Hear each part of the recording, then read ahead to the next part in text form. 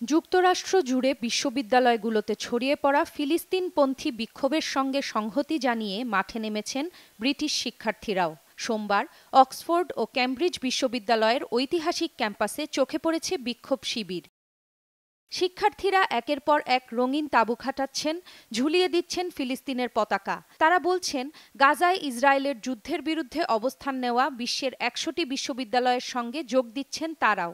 ১৯ বছর বয়সী শিক্ষার্থী রোজি উইলসন বার্তা সংস্থা রয়টার্সকে বলেন, আমরা এভাবে বিক্ষোভ করছি কারণ যে কোনো আন্দোলনে সংহতি খুবই জরুরি। মার্কিন শিক্ষার্থীদের মতো করে তাঁবু খাটিয়ে বিক্ষোভ করার বিষয়ে তিনি বলেন, আমরা ঐক্যবদ্ধ শক্তি দেখাচ্ছি, যেখানে আমরা তাদের সঙ্গে ঐক্যবদ্ধ এবং আমরা বিশ্বজুড়ে চলমান আন্দোলনের সঙ্গে যুক্ত।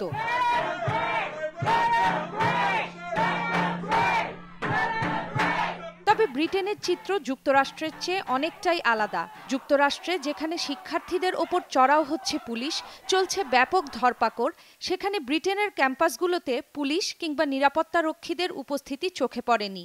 অক্সফোর্ড বিশ্ববিদ্যালয়ের এক মুখপাত্র জানান, শিক্ষার্থী ও কর্মীদের মত প্রকাশ ও শান্তিপূর্ণ প্রতিবাদের স্বাধীনতাকে তারা সম্মান করেন। সবাইকে সম্মান, সদাচার ও সহমর্মিতার সঙ্গে প্রতিবাদে অংশ নিতে বলা হয়েছে।